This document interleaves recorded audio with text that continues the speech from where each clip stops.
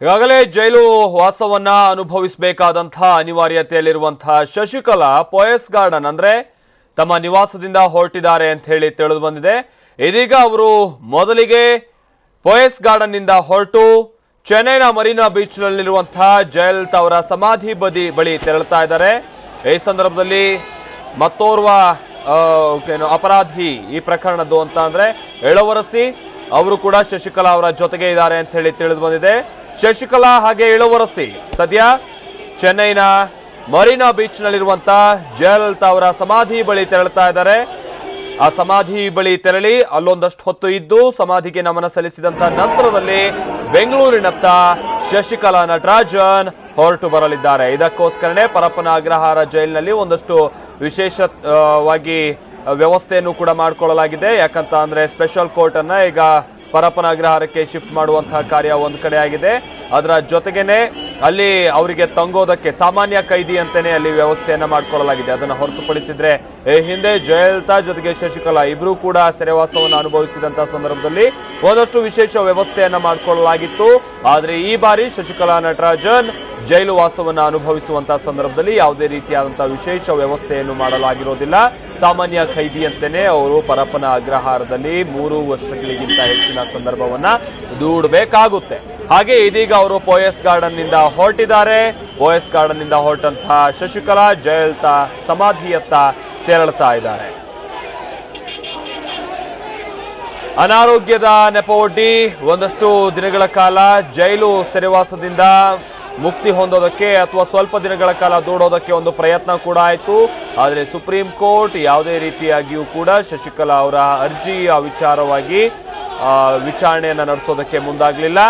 ಮೊದಲು ಕೋರ್ಟ್ ಮುಂದೆ ಹಾಜರಾಗಬೇಕು, ಆನಂತರ ನ್ಯಾಯಾಂಗ ಬಂಧನಕ್ಕೆ ಒಳಪಡಬೇಕು ಅನ್ನುವಂಥದ್ದನ್ನ ಅಂದ್ರೆ ಸ್ಪೆಷಲ್ ಕೋರ್ಟ್ ಮುಂದೆ ಹಾಜರಾಗಿ ಆ ನಂತರದಲ್ಲಿ ನ್ಯಾಯಾಂಗ ಬಂಧನಕ್ಕೆ ಒಳಪಡಬೇಕು ಅನ್ನುವಂಥದ್ದನ್ನ ಸುಪ್ರೀಂ ಕೋರ್ಟ್ ಸ್ಪಷ್ಟವಾಗಿ ಸೂಚನೆ ಕೊಟ್ಟಂತ ಹಿನ್ನೆಲೆಯಲ್ಲಿ ಇಲ್ಲಿ ಶಶಿಕಲಾ ನಟರಾಜನ್ಗೆ ಬೇರೆ ಯಾವುದೇ ರೀತಿಯಾದಂತಹ ಮಾರ್ಗವು ಉಳಿದಿಲ್ಲ. ಈ ಕಾರಣದಿಂದಾಗಿ ಅನಿವಾರ್ಯವಾಗಿ ಭಾರದ ಹೆಜ್ಜೆಯನ್ನು ಇಡುತ್ತಲೇ ಇದೀಗ ಅವರು ಚೆನ್ನೈನ ಮರೀನಾ ಬೀಚ್ ಬಳಿ ಇರುವಂತಹ ಜಯಲಲಿತಾ ಅವರ ಸಮಾಧಿ ಬಳಿಗೆ ಧಾವಿಸ್ತಾ ಇದ್ದಾರೆ. ಆ ನಂತರದಲ್ಲಿ ಬೆಂಗಳೂರು ಕಡೆಗೆ ಪ್ರಯಾಣ ಹೊರಡುತ್ತೆ.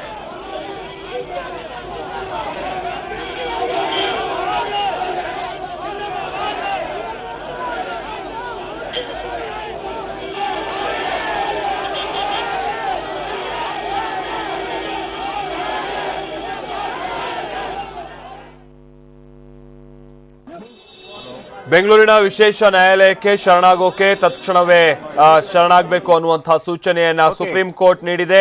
ಯಾವುದೇ ರೀತಿಯಾದಂತಹ ಕಾಲಾವಕಾಶವನ್ನ ನೀಡೋದಕ್ಕೆ ಸುಪ್ರೀಂ ಕೋರ್ಟ್ ನಕಾರ ವ್ಯಕ್ತಪಡಿಸಿದೆ.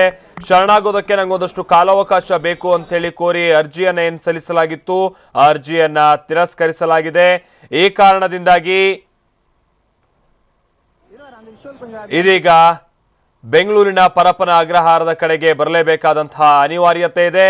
ಆ ಕಾರಣದಿಂದನೇ ಈಗ ಕಾರ್ಯಪ್ರವೃತ್ತರಾಗಿರುವಂತಹ ಅಥವಾ ತಮ್ಮ ಪೋಯಸ್ ಗಾರ್ಡನ್ ನಿವಾಸದಿಂದ ಹೊರಟಿರುವಂತಹ ಶಶಿಕಲಾ ನಟರಾಜನ್ ಮರೀನಾ ಬೀಚ್ ಕಡೆಗೆ ತೆರಳುತ್ತಾ ಇದ್ದಾರೆ.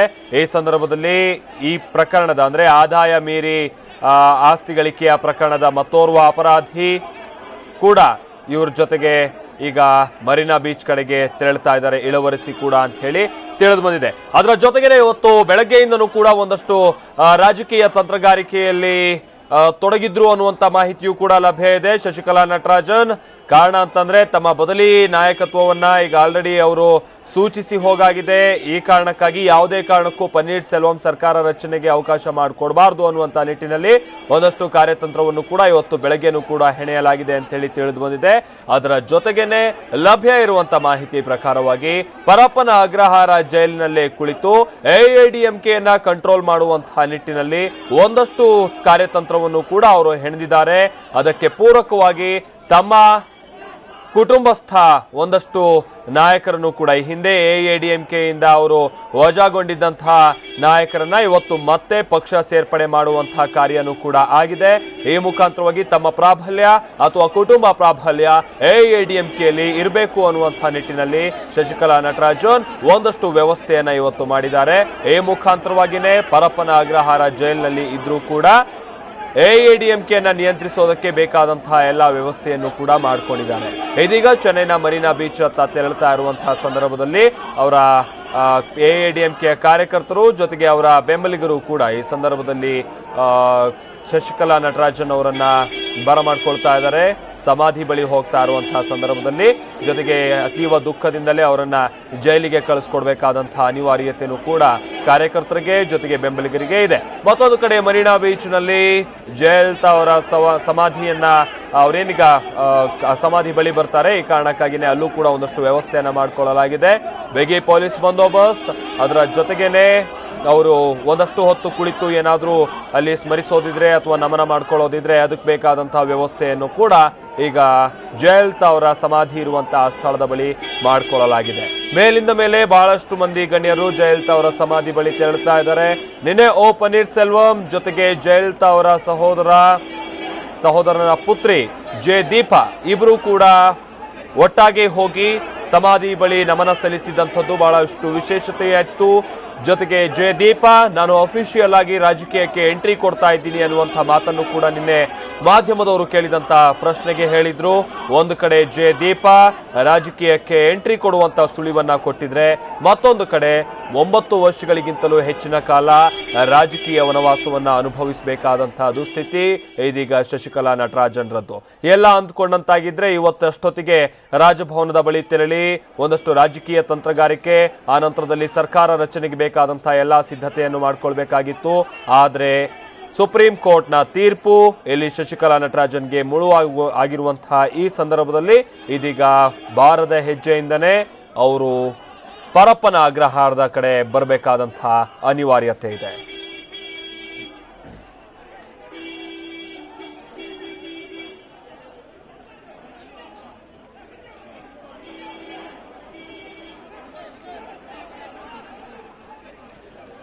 ಈ ಬಗ್ಗೆ ಮತ್ತಷ್ಟು ಮಾಹಿತಿ ಕೊಡ್ತಾರೆ ನಮ್ಮ ಪ್ರತಿನಿಧಿ ರಮೇಶ್.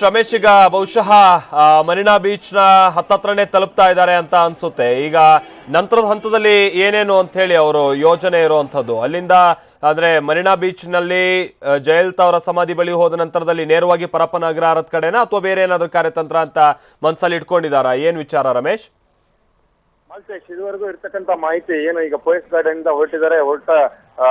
ಈಗ ಮರೀನಾ ಬೀಚ್ ಹತ್ರ ಹೋಗ್ತಾ ಇರ್ತಕ್ಕಂಥದ್ದು, ಬೀಚ್ ದಾರಿಯಲ್ಲೇ ಹೋಗ್ತಾ ಇರ್ತಕ್ಕಂಥದ್ದು. ಇನ್ನು ಒಂದು 3 ನಿಮಿಷದಲ್ಲಿ ಅವರು ಏನು ಜಯಲಲಿತಾ ಅವರ ಸಮಾಧಿಗೆ ಹೋಗ್ತಾರೆ. ಸಮಾಧಿಗೆ ಹೋಗಿ ನಮನವನ್ನು ಸಲ್ಲಿಸ್ತಾರೆ. ಅಲ್ಲಿಂದ ನೇರವಾಗಿ ಬೆಂಗಳೂರಿಗೆ ಹೋಗ್ತಕ್ಕಂಥದ್ದು. ಈಗಾಗಲೇ ನಿಮಗೆ ಗೊತ್ತಿರಬಹುದು, ಬೆಂಗಳೂರಿನಲ್ಲಾದಂತಹ ಬೆಳವಣಿಗೆ ಏನು, ಸಿಟಿ ಸಿವಿಲ್ ಕೋರ್ಟ್ ನ ಒಂದು ವಿಶೇಷ ಪೀಠವನ್ನ ಈಗ ಪರಪ್ಪನ ಅಗ್ರಹಾರಕ್ಕೆ ಶಿಫ್ಟ್ ಮಾಡಲಾಗಿರ್ತಕ್ಕಂಥ ಒಂದು ನೋಟಿಫಿಕೇಶನ್ ಕೂಡ ಹೈಕೋರ್ಟ್ ನಲ್ಲಿ ಹೊರಡಿಸೋದಕ್ಕೆ ರೆಡಿ ಮಾಡ್ತಾ ಇದ್ದಾರೆ ಅನ್ನುವಂಥದ್ದು. ಸೊ ಪರಪ್ಪನ ಅಗ್ರಹಾರ ಏನು ಕೋರ್ಟ್ ಜೈಲಿದೆ, ಅಲ್ಲೇ ಹೋಗ್ತಾರೆ. ಅಲ್ಲಿರ್ತಕ್ಕಂಥ ನ್ಯಾಯಾಲಯದಲ್ಲಿ ಅವರು ಶರಣಾಗತಿ ಆಗ್ತಾರೆ. ಸಂಜೆ 5 ಗಂಟೆ ಒಳಗಡೆ ಅಲ್ಲಿ ಹೋಗಿ ಶರಣಾಗತಿ ಆಗ್ತಾರೆ. ಆ ನಂತರದಲ್ಲಿ ಅವರಿಗೆ ಜೈಲಿಗೆ ಏನು ಅವರ ಶಿಕ್ಷೆಯ ಒಂದು ಪ್ರಕ್ರಿಯೆ ಆರಂಭ ಆಗುವಂಥದ್ದು. ಅದರ ಪ್ರಕ್ರಿಯೆಗೆ ಈಗಾಗಲೇ ಎಲ್ಲ ಸಿದ್ಧತೆಗಳನ್ನ ಬೆಂಗಳೂರಿನಲ್ಲಿ ನಡೆಸಿರ್ತಕ್ಕಂಥದ್ದು. ಈಗ ಅವರು ಮನೆಯಿಂದ ಈಗಷ್ಟೇ ಹೊರಟು ಮುಂದೆ ಹೋಗಿರ್ತಕ್ಕಂಥದ್ದು. ಇನ್ನು ಸ್ವಲ್ಪ ಹೊತ್ತಿನಲ್ಲಿ ಅವರು ಮರೀನಾ ಕಡಲ ಅಲ್ಲಿರ್ತಕ್ಕಂಥ ಜಯಲಲಿತಾ ಸಮಾಧಿಗೆ ಹೋಗ್ತಾರೆ. ಈಗಾಗಲೇ ಕಾಮರಾಜರ್ ರಸ್ತೆಯಲ್ಲಿ ಇರ್ತಕ್ಕಂಥ ಮರೀನಾ ಕಡಲ ತೀರದ ರಸ್ತೆ ಏನಿದೆ ಅದರಲ್ಲಿ ಹೋಗ್ತಾ ಇದ್ದಾರೆ. ಇನ್ನು 2-3 ನಿಮಿಷದಲ್ಲಿ ಅವರು ಜಯಲಲಿತಾ ಅವರ ಸಮಾಧಿಯನ್ನ ತಲುಪ್ತಾರೆ. ಅಲ್ಲಿ ಅವರು ನಮನವನ್ನ ಸಲ್ಲಿಸಿ ಅಲ್ಲಿ ಕಾರ್ಯಕರ್ತರನ್ನೇ ಸ್ವಲ್ಪ ಉದ್ದೇಶಿಸಿ ಮಾತನಾಡ್ತಾರೆ ಅನ್ನೋ ಮಾಹಿತಿ ಕೂಡ ಇರ್ತಕ್ಕಂಥದ್ದು. ಅದಾದ ನಂತರದಲ್ಲಿ ನೇರವಾಗಿ ಬೆಂಗಳೂರಿಗೆ ಹೋಗ್ತಾರೆ. ಬೆಂಗಳೂರಿಗೆ ಹೋಗುವಂತ ಮಾರ್ಗದಲ್ಲಿ ಎಲ್ಲ ಕಡೆನೂ ಅವರಿಗೆ ಕಾರ್ಯಕರ್ತರು ನಿಂತು ಅವರಿಗೆ ಒಂದು ಸಾಂತ್ವನಿಸುವಂತ ಕೆಲಸವನ್ನು ಕೂಡ ಮಾಡೋದಕ್ಕೆ ಎಲ್ಲ ಕಡೆ ಸಿದ್ಧತೆ ಮಾಡಿರ್ತಕ್ಕಂಥದ್ದು. ಚೆನ್ನೈನಿಂದ ಬೆಂಗಳೂರುವರೆಗೂ ಇರ್ತಕ್ಕಂಥ ಎಲ್ಲ 500 ಕಿಲೋಮೀಟರ್ ದೂರದ ಎಲ್ಲ ಕಡೆಗಳಲ್ಲೂ ಕೂಡ ಕಾರ್ಯಕರ್ತರು ಅಲ್ಲಲ್ಲಿ ಅಂದ್ರೆ ಪ್ರಮುಖ ಪಾಕೆಟ್ಗಳಲ್ಲಿ ಅವರ ಕಾರ್ಯಕರ್ತರು ನಿಂತಿದ್ದಾರೆ ಅನ್ನುವಂತ ಮಾಹಿತಿ ಸಿಗ್ತಾ ಇರ್ತಕ್ಕಂಥದ್ದು. ಮಾಹಿತಿ ಓಕೆ ಇಳವರ್ಸಿ ಮತ್ತೆ ಶಶಿಕಲಾ ಇಬ್ರೇ ಇರೋದು ಅನ್ಸುತ್ತಲ್ಲ. ಇನ್ನು ಸುಧಾಕರನ್ ವಿಚಾರಕ್ಕೆ ಬರೋದಾದ್ರೆ ಏನಾದ್ರು ಮಾಹಿತಿ ಲಭ್ಯ ಆಗಿದೆಯಾ ರಮೇಶ್? ನಮಗಿರ್ತಕ್ಕಂಥ ಮಾಹಿತಿ, ಸುಧಾಕರನ್ ಅವರು ಈಗಾಗಲೇ ಕೃಷ್ಣಗಿರಿ ಹತ್ರ ಇದ್ದಾರೆ ಅಂತೇಳಿ ಅವರು ಅಲ್ಲಿಂದ ಶಶಿಕಲಾ ಅವರನ್ನ ಸೇರ್ಕೋತಾರೆ ಅಂತ. ಅಂದ್ರೆ ಬೆಂಗಳೂರು ಬಾರ್ಡರ್ ನಲ್ಲಿ ಶಶಿಕಲಾ ಅವರನ್ನ ಸೇರ್ಕೋತಾರೆ. ಬಟ್ ಅವರ ಜೊತೆಗೆ ಇರ್ತಕ್ಕಂಥ ಕಾರ್ನಲ್ಲಿ ಹೋಗೋದಿಲ್ಲ, ಅವರ ಹಿಂದ್ಗಡೆ ಅವ್ರು ಹೋಗ್ತಾರೆ. ಈ 3 ಜನನು ಪ್ರತ್ಯೇಕವಾಗಿ ಅಂದ್ರೆ ಶಶಿಕಲಾ ಮತ್ತೆ ಇಳವರಸಿ ಇಬ್ರು ಒಟ್ಟಿಗೆ ಹೋಗ್ತಾರೆ. ಸುಧಾಕರನ್ ಪ್ರತ್ಯೇಕವಾಗಿ ನ್ಯಾಯಾಲಯಕ್ಕೆ ಹೋಗ್ತಾರೆ.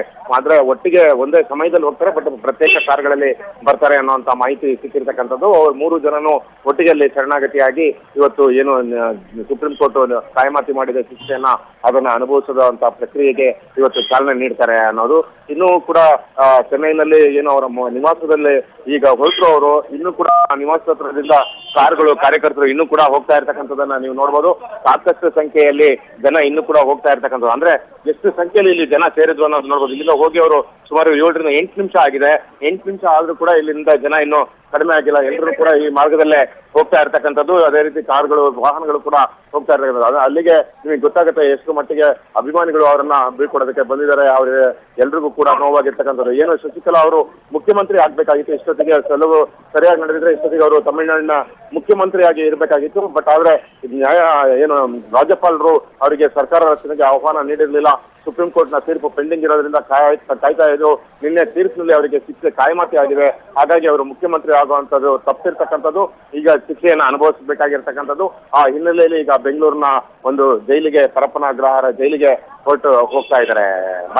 ಓಕೆ ರಮೇಶ್, ಮತ್ತೊಂದು ಇಲ್ಲಿ ಒಂದ್ ಸ್ವಲ್ಪ ಕುತೂಹಲದ ವಿಚಾರ ಅಂತ ಅಂದ್ರೆ, ಇಷ್ಟು ದಿನ ಪೋಯಸ್ ಗಾರ್ಡನ್ ನಲ್ಲಿ ಶಶಿಕಲಾ ಅವರು ಇದ್ರು. ಮೊನ್ನೆ ಪನ್ನೀರ್ ಸೆಲ್ವಂ ಅವ್ರು ಹೇಳಿದ್ರು ಅದನ್ನ ಜಯಲಲಿತಾ ಅವ್ರು ಇದ್ದಂತಹ ಮನೆ, ಹಾಗಾಗಿ ಅದನ್ನೊಂದು ರೀತಿ ಮ್ಯೂಸಿಯಂ ರೀತಿ ಮಾಡ್ತೀವಿ ಅನ್ನುವಂಥದ್ದನ್ನೆಲ್ಲ ಹೇಳಿದ್ರು. ಬಹುಶಃ ಇನ್ಮೇಲೆ ಈಗ ಶಶಿಕಲಾ ಈಗ ಹೊರಟಿರೋದು ನೋಡಿದ್ರೆ ಇನ್ನೊಂದು 3 ವರ್ಷದ ಕಾಲ ಆ ಕಡೆಗೆ ಮುಖ ಹಾಕೋಕೆಂತೂ ಆಗಲ್ಲ. ಸೊ ಅವ್ರು ಬರೋ ಒಳಗೆ ಅದು ಮನೆಯಾಗಿರುತ್ತೋ ಅಥವಾ ಅದು ಮ್ಯೂಸಿಯಂ ಆಗಿರುತ್ತೋ ಈ ರೀತಿಯಾದಂತೂ ಒಂದಷ್ಟು ಕುತೂಹಲ ವಿಚಾರ ಇದ್ದೇ ಇದೆ. ಇದ್ರ ಬಗ್ಗೆ ಏನಾದ್ರೂ ಡೀಟೇಲ್ಸ್ ರಮೇಶ್ ಸಿಕ್ಕಿರುವಂತದ್ದು?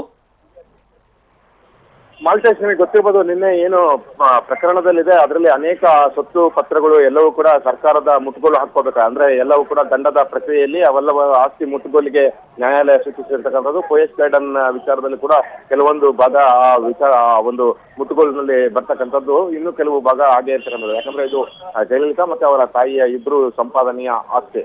ಏನು ಜಯಲಲಿತಾ ಅವರ ಮನೆ ಇದೆ, ಈ ಪೋಯಸ್ ಗಾರ್ಡನ್ ಇದೆ, ಇದನ್ನ ಸ್ಮಾರಕ ಮಾಡಬೇಕು ಅನ್ನುವಂತ ಬೇಡಿಕೆ ಜಯಲಲಿತಾ ಅವರ ನಿಧನ ನಂತರದ 2ನೇ ದಿನದನೇ ಹುಟ್ಕೊಂಡಿರ್ತಕ್ಕಂಥದ್ದು. ಸಾರ್ವಜನಿಕರು ಇಲ್ಲಿಗೆ ಭೇಟಿ ನೀಡಿದಾಗ ಇರ್ಬೋದು, ಸಾರ್ವಜನಿಕರು ಹೊರಗಡೆ ಇದ್ದಂತ ಸಂದರ್ಭದಲ್ಲಿ ಇರ್ಬೋದು, ಏನು ನಮ್ಮೆಲ್ಲರ ಅಮ್ಮ ಅಂತ ಕರೆಯಿಸಲ್ಪಟ್ಟಂತ ಅಮ್ಮನ ಮನೆ ನಮಗೆ ಅಮ್ಮನ ದೇಗುಲ ಆಗ್ಬೇಕು, ನಾವು ಬಂದಲ್ಲಿ ಯಾವಾಗ್ಲೂ ವಿಸಿಟ್ ಮಾಡಿದಾಗ ಅದು ಸ್ಮಾರಕವಾಗಿ ಇರಬೇಕು ಅಂತೇಳಿ ಜನ ಬಯಸ್ತಾ ಇದ್ರು. ಆ ಒಂದು ಪ್ರಕ್ರಿಯೆಗೆ ಚಾಲನೆ ದೊರೆತಿದ್ದು ಈಗ ಏನು ಪನ್ನೀರ್ ಸೆಲ್ವಂ ಬಂಡಯ್ಯ ಎದ್ದು ಅವರ ಮನೆಯಲ್ಲಿ ಪತ್ರಿಕಾಗೋಷ್ಠಿ ನಡೆಸಿದಂತ ಸಂದರ್ಭದಲ್ಲಿ ಹೇಳಿರ್ತಕ್ಕಂಥದ್ದು. ಈಗಾಗಲೇ ಆ ಹಿನ್ನೆಲೆಯಲ್ಲಿ ಮುಖ್ಯಮಂತ್ರಿ ಆಗಿರುವಂತ ಪನ್ನೀರ್ ಸೆಲ್ವಂ ಅವರು ಕೂಡ 2-3 ಕಡತಗಳನ್ನ ಸಿದ್ಧತೆ ಪಡಿಸೋದಕ್ಕೆ ಈಗಾಗಲೇ ಸರ್ಕಾರದ ಅಧಿಕಾರಿಗಳಿಗೆ ಸೂಚನೆ ಕೊಟ್ಟಿದ್ದಾರೆ. ಅವರುಗಳು ಕೂಡ ಈ ಕಡತಗಳ ಸಿದ್ಧತೆ ಮಾಡುವಂತ ಕೆಲಸದಲ್ಲಿ ಇರ್ತಕ್ಕಂಥದ್ದು. ಏನು ಪನ್ನೀರ್ ಸೆಲ್ವಂ ಮುಖ್ಯಮಂತ್ರಿಯಾಗಿ ಮುಂದುವರಿತಾರೋ ಇಲ್ವೋ ಗೊತ್ತಿಲ್ಲ. ಮುಂದೆ ಯಾರು ಸರ್ಕಾರ ಬರುತ್ತೋ ಅವ್ರ ಮೇಲೆ ಒತ್ತಡ ಹೇರುವಂತ ಕೆಲಸವನ್ನಂತೂ ಪನ್ನೀರ್ ಸೆಲ್ವಂ ಮಾಡ್ತಾರೆ. ಅದೇ ರೀತಿ ತಮಿಳುನಾಡಿನ ಜನರು ಕೂಡ ಈ ಜಯಲಲಿತಾ ಅವರು ವಾಸಿಸಿದಂತ ಪೋಯಸ್ ಗಾರ್ಡನ್ ಬಂಗಲೆಯನ್ನ ಅಮ್ಮ ಸ್ಮಾರಕವನ್ನಾಗಿ ಮಾಡೋದಕ್ಕೆ ಎಲ್ಲ ಪ್ರಯತ್ನವನ್ನ ಮಾಡ್ತಾರೆ ಅಂತಾನೆ ಹೇಳಲಾಗ್ತಾ ಇರ್ತಕ್ಕಂಥದ್ದು. ಏನು ಈ ಪೋಯಸ್ ಗಾರ್ಡನ್ ನಿವಾಸ ಇನ್ನು ಕೆಲವೇ ದಿನಗಳಲ್ಲಿ, ಕೆಲವು ತಿಂಗಳುಗಳಲ್ಲಿ ಅದು ಸ್ಮಾರಕವಾಗಿ ಮಾರ್ಪಡುವಂತ ಸಾಧ್ಯತೆ ಹೆಚ್ಚಾಗಿರ್ತಕ್ಕಂಥದ್ದು. ಇನ್ನು ಏನು ಈ ವಶಪಡಿಸಿಕೊಂಡಂತ ಬಂಗಾರ, ಒಡವೆ ವಸ್ತುಗಳಿರ್ತಕ್ಕಂಥದ್ದು, ಸೀರೆಗಳಿರ್ಬೋದು, ಜಯಲಲಿತಾ ಅವರ ಅನೇಕ ವಸ್ತುಗಳನ್ನ ವಶಪಡಿಸಿಕೊಂಡಿದ್ದಾರೆ. ಆ ಎಲ್ಲವೂ ಕೂಡ ತಮಿಳುನಾಡಿಗೆ ಹಸ್ತಾಂತರ ಆಗುತ್ತೆ. ಈಗ ಎಲ್ಲವೂ ಕೂಡ ನ್ಯಾಯಾಲಯದ ವಶದಲ್ಲಿರ್ತಕ್ಕಂಥ ಎಲ್ಲವೂ ಕೂಡ ಏನು ಆಂಟಿ ಕರಪ್ಷನ್ ಬ್ಯೂರೋ, ಏನು ವಿಜಿಲೆನ್ಸ್ ಬ್ಯೂರೋ ಇತ್ತು, ಅವರು ಇದನ್ನೆಲ್ಲ ವಶಪಡಿಸಿಕೊಂಡಿದ್ರು ಅಕ್ರಮ ಆಸ್ತಿಗಳನ್ನ. ಅದನ್ನ ಏನು ಚೆನ್ನೈನಲ್ಲಿ ಭದ್ರವಾಗಿಡಲಾಗಿತ್ತು. ನ್ಯಾಯಾಲಯ ಕಲಾಪಗಳು ಬೆಂಗಳೂರಿಗೆ ಸ್ಥಳಾಂತರ ಆದ ನಂತರ ಈಗ ಬೆಂಗಳೂರಿನಲ್ಲಿ ಸಂರಕ್ಷಿಸಲ್ಪಟ್ಟಿದೆ. ಈಗ ತೀರ್ಪು ಬಂದ ನಂತರದಲ್ಲಿ ಅವೆಲ್ಲವೂ ಕೂಡ ಮತ್ತೆ ಚೆನ್ನೈಗೆ ಹಸ್ತಾಂತರ ಆಗುತ್ತೆ. ಚೆನ್ನೈಗೆ ಬಂದ ನಂತರದಲ್ಲಿ ಈ ವಸ್ತುಗಳೆಲ್ಲವನ್ನು ಕೂಡ ಸ್ಮಾರಕದಲ್ಲಿ ಇಡೋದಕ್ಕೆ ಸರ್ಕಾರ ಏನಾದ್ರೂ ಕ್ರಮ ಕೈಗೊಳ್ಳುತ್ತಾ, ಈ ಜಯಲಲಿತಾ ಅವರ ಸ್ಮಾರಕ ಏನ್ ಮಾಡ್ತಾರೆ ಪೋಯಸ್ ಗಾರ್ಡನ್ ಅದರಲ್ಲೇ ಇಟ್ಟು ಮಾಡ್ತಾರ ಅನ್ನೋದನ್ನ ಕೂಡ ಕಾದು ನೋಡ್ಬೇಕು. ಯಾಕಂದ್ರೆ MGR ಅವರ ಸ್ಮಾರಕ ಭವನ ಏನು ಚೆನ್ನೈನಲ್ಲಿದೆ, ಚೆನ್ನೈನ ಒಂದು ಟಿ ನಗರ್ನಲ್ಲಿದೆ, ಅಲ್ಲಿ MGR ಅವರು ಬಳಸಿದಂತ ಕಾರ್ ಇದೆ, ಅವರು ಬಳಸಿದಂತ ವಸ್ತ್ರಗಳು, ಉಡುಪುಗಳು, ಬೈಕ್, ಕಾರ್ ಎಲ್ಲವನ್ನು ಕೂಡ ಇಡಲಾಗಿದೆ. ಅದೇ ರೀತಿಯ ಒಂದು ಸ್ಮಾರಕ ಜಯಲಲಿತಾ ಅವರಿಗೆ ಆಗ್ಬೇಕು ಅನ್ನುವಂಥದ್ದೇ ಅವರ ಅಭಿಮಾನಿಗಳು, ಅವರ ಪಕ್ಷದ ಕಾರ್ಯಕರ್ತರ ಒಂದು ಒತ್ತಾಯ. ಅದೇ ರೀತಿಯ ಒಂದು ಸ್ಮಾರಕ ಇಲ್ಲಿ ಆಗತ್ತೆ ಅಂತಾನೆ ನಿರೀಕ್ಷಿಸಲಾಗ್ತಾ ಇದೆ. ಮಾಲ್ತೇಶ್. ಓಕೆ ರಮೇಶ್, ಕೊನೆಯದಾಗಿ ಅಂದ್ರೆ ಇವತ್ತು ಶಶಿಕಲಾ ಹೊರಡುವಂತಹ ಈ ಕ್ಷಣದ ಮುನ್ನನೂ ಕೂಡ ಬಹಳಷ್ಟು ರಾಜಕೀಯ ತಂತ್ರಗಾರಿಕೆ, ಅಂದ್ರೆ AIADMK ಇಂದ ತನ್ನ ಒಂದು ಪಟ್ಟು ಹೋಗಬಾರ್ದು ಅನ್ನುವಂಥ ನಿಟ್ಟಿನಲ್ಲಿ ಅಥವಾ ಒಂದು ಹಿಡಿತ ಕೈ ತಪ್ಪಬಾರ್ದು ಅನ್ನುವಂಥ ನಿಟ್ಟಿನಲ್ಲಿ ಒಂದಷ್ಟು ತಂತ್ರಗಾರಿಕೆಯಲ್ಲೂ ಕೂಡ ತೊಡಗಿದ್ರು. ಈಗಲೂ ಬಹುಶಃ ಅವ್ರ ಮೈಂಡಲ್ಲಿ ಅದೇ ಓಡ್ತಾ ಇರಬಹುದೋ ಏನೋ. ಏನೇನಾಯ್ತು ಅಂತ ಹೇಳಿ ಇವತ್ತು ಪಕ್ಷದ ಮೇಲೆ ಹಿಡಿತ ಇಟ್ಕೊಳ್ಳುವಂತಹ ನಿಟ್ಟಿನಲ್ಲಿ ರಮೇಶ್? ಮಾಲ್ತೇಶ್, ನಿಮಗೆ ಗೊತ್ತಿರ್ಬೋದು, ಜಯಲಲಿತಾ ಅವರ ಮರಣ ನಂತರದಲ್ಲಿ ಶಶಿಕಲಾ ಅವರು ಪಕ್ಷದ ಪ್ರಧಾನ ಕಾರ್ಯದರ್ಶಿ ಆದ್ರು. ಅದು ಕೂಡ ಪಕ್ಷದ ಕಾರ್ಯಕರ್ತರು ಅಥವಾ ಪಕ್ಷದ ನಾಯಕರಿಂದ ಒತ್ತಡ ಬರೋ ರೀತಿಯಲ್ಲಿ ಅವರೇ ಏರ್ಪಾಟ್ ಮಾಡಿದಂಥದ್ದು. ಎಲ್ಲ ಜಿಲ್ಲಾ ಕಾರ್ಯದರ್ಶಿಗಳು ಒಂದು ನಿರ್ಣಯವನ್ನ ಅಂಗೀಕರಿಸಿ ಅದರ ಮೂಲಕ ಶಶಿಕಲಾ ಅವರು ಪಕ್ಷದ ಪ್ರಧಾನ ಕಾರ್ಯದರ್ಶಿ ಆದ್ರು. ಆ ಸಂದರ್ಭದಲ್ಲೇ ಇದ್ದಂತ ಒಂದು ದೂರುಗಳು ಜಯಲಲಿತಾ ನಂತರದಲ್ಲಿ ಪಕ್ಷದ ಹಿಡಿತವನ್ನ ಶಶಿಕಲಾ ಮತ್ತೆ ಅವರ ಕುಟುಂಬ ವರ್ಗದವರು ಹಿಡಿತ ಸಾಧಿಸೋದಕ್ಕೆ ಪ್ರಯತ್ನ ಮಾಡ್ತಿದ್ದಾರೆ ಅನ್ನುವಂಥದ್ದು. ಆ ಹಿನ್ನೆಲೆಯಲ್ಲೇ ಎಲ್ಲ ಪ್ರಕ್ರಿಯೆಗಳು ನಡೆದಂಥದ್ದು. ಇನ್ನು ಏನು ಈ ಸರ್ಕಾರ ರಚನೆಯ ಒಂದು ಪ್ರಕ್ರಿಯೆಗಳು ನಡೆದವು, ಆ ಸಂದರ್ಭದಲ್ಲಿ ರೆಸಾರ್ಟ್ಗೆ MLA ಕರ್ಕೊಂಡೋದ್ರು. ಆವಾಗ್ಲೇ ಈ ಎಲ್ಲರ ಪ್ರವೇಶ ಆಗಿ ಹೋಗಿತ್ತು. ಏನು ಟಿಟಿವಿ ದಿನಕರನ್ ಇವತ್ತು ಪಕ್ಷಕ್ಕೆ ಸೇರ್ಪಡೆಯಾಗಿದ್ದಾರೆ. ಅವರು ರೆಸಾರ್ಟ್ ನಲ್ಲೇ ಪಕ್ಷದ MLA ಭೇಟಿ ಮಾಡಿದ್ರು. ನಿನ್ನೆ ಏನು ಪಕ್ಷದ ಒಂದು ಶಾಸಕಾಂಗ ಪಕ್ಷದ ನಾಯಕರಾಗಿ ಆಯ್ಕೆಯಾದಂತಹ ಎಡಪ್ಪಾಡಿ ಪಳನಿಸ್ವಾಮಿ ಅವರು ರಾಜ್ಯಪಾಲರನ್ನ ಭೇಟಿ ಮಾಡಿದಂತಹ ಸಂದರ್ಭದಲ್ಲಿ ಶಶಿಕಲಾ ಅವರ ಬದಲಿಗೆ ಟಿಟಿವಿ ದಿನಕರನ್ ಅವರ ಜೊತೆಗೆ ಹೋಗಿದ್ದನ್ನ ಕೂಡ ನಾವು ನೋಡಿದ್ವಿ. ಸೊ ಆಗ್ಲೇ ಎಲ್ರಿಗೂ ಗೊತ್ತಾಗಿದ್ದಂಥದ್ದು ಶಶಿಕಲಾ ಅವರು ಜೈಲಿಗೆ ಹೋದ ನಂತರದಲ್ಲೂ ಪಕ್ಷದಲ್ಲಿ ಹಿಡಿತವನ್ನ ಇಟ್ಕೊಂಡಿರ್ತಾರೆ. ಅವರ ಮನೆಯವರು, ಅವರ ಕುಟುಂಬ ವರ್ಗದವರು ಪಕ್ಷದ ಒಂದು ಹಿಡಿತವನ್ನ ಸಾಧಿಸಿರ್ತಾರೆ ಅಂತೇಳಿ ಈಗ ಜೈಲಿನಲ್ಲಿ ಇಟ್ಕೊಂಡೇ ಒಂದು ಆಡಳಿತ ಅವರ ಒಂದು ಪರವಾಗಿ ಇರಬೇಕು, ಪಕ್ಷ ತಮ್ಮ ಹಿಡಿತದಲ್ಲಿ ಇರಬೇಕು, ಪಕ್ಷದ ಶಾಸಕರುಗಳು ತಮ್ಮ ಹಿಡಿತದಲ್ಲೇ ಇರಬೇಕು ಅನ್ನೋ ಕಾರಣಕ್ಕೋಸ್ಕರ ಟಿಟಿವಿ ದಿನಕರನ್ ಅವರನ್ನ ಪಕ್ಷದ ಸಹ ಪ್ರಧಾನ ಕಾರ್ಯದರ್ಶಿಯಾಗಿ ಇವತ್ತು ನೇಮಿಸಿದ್ದಾರೆ. ಏನು ಜಯಲಲಿತಾ ಅವರು 2011ರಲ್ಲಿ ಟಿಟಿವಿ ದಿನಕರನ್ ಇರ್ಬೋದು, ಶಶಿಕಲಾ ಇರ್ಬೋದು, ಎಲ್ಲರನ್ನು ಕುಟುಂಬ ಸಮೇತರಾಗಿ ಪಕ್ಷದಿಂದ ಉಚ್ಚಾಟನೆ ಮಾಡಿದ್ರು. ಆ ನಂತರದಲ್ಲಿ ಶಶಿಕಲಾ ಮಾತ್ರನೇ ಪಕ್ಷಕ್ಕೆ ಮತ್ತೆ ಸೇರ್ಪಡೆಯಾಗಿದ್ರು. ಈಗ ಟಿಟಿವಿ ದಿನಕರನ್ ಅವರು ಮತ್ತೆ ಡಾಕ್ಟರ್ ವೆಂಕಟೇಶ್ ಯಾರಿದ್ದಾರೆ ಶಶಿಕಲಾ ಅವರ ಸಂಬಂಧಿ, ಅವರು ಕೂಡ ಪಕ್ಷಕ್ಕೆ ಸೇರ್ಪಡೆಯಾಗಿದ್ದಾರೆ. ಏನು ಶಶಿಕಲಾ ಈ ಸಂಬಂಧ ಒಂದು ಹೇಳಿಕೆಯನ್ನ ಕೊಟ್ಟಿರೋದ್ರಲ್ಲಿ ಇವರಿಬ್ಬರನ್ನು ಕೂಡ ಒಂದು ಕ್ಷಮಾಪಣಾ ಪತ್ರವನ್ನ ಕೊಟ್ಟಿದ್ದಾರೆ. ಆ ಕ್ಷಮಾಪಣಾ ಪತ್ರವನ್ನ ಆಧರಿಸಿ ಅವರಿಬ್ಬರಿಗೂ ನಾವು ಪಕ್ಷದಲ್ಲಿ ಸೇರ್ಕೊಂಡಿದೀವಿ ಅನ್ನುವಂತ ಮಾತನ್ನು ಹೇಳಿರ್ತಕ್ಕಂಥದ್ದು. ಆ ತಕ್ಷಣದಲ್ಲೇ ಅವರಿಬ್ಬರಿಗೂ ಕೂಡ ಈಗ ಪಕ್ಷದಲ್ಲಿ ಒಂದು ಉನ್ನತ ಸ್ಥಾನಗಳನ್ನ ಕೂಡ ಕೊಟ್ಟಿರ್ತಕ್ಕಂಥದ್ದು. ಸೊ ಇದ್ರ ಮೂಲಕ ಶಶಿಕಲಾ ಅವರು ಜೈಲಿನಲ್ಲಿ ಇಟ್ಕೊಂಡೇ ತಮ್ಮ ಕುಟುಂಬ ವರ್ಗದವರೇ ಪಕ್ಷದ ಹಿಡಿತವನ್ನ ಸಾಧಿಸಿರಬೇಕು, ಪಕ್ಷದ ಆಡಳಿತದ ಹಿಡಿತವನ್ನ ಸಾಧಿಸಬೇಕು ಅನ್ನುವಂತ ನಿಟ್ಟಿನಲ್ಲಿ ಈಗ ಪ್ಲಾನ್ ಮಾಡಿರ್ತಕ್ಕಂಥದ್ದು. ಅದನ್ನ ಈಗ ಕಾರ್ಯರೂಪಕ್ಕೂ ತಂದು ಆ ನಂತರದಲ್ಲೇ ಅವರೀಗ ಜೈಲಿಗೆ ಅಂದ್ರೆ ಬೆಂಗಳೂರು ಕಡೆಗೆ ಹೊರಟಿದ್ದಾರೆ. Okay thank you Ramesh. ಮತ್ತೆ ಅಪ್ಡೇಟ್ಸ್ಗಾಗಿ ನಿಮ್ಮನ್ನ ನಾನು ಸಂಪರ್ಕ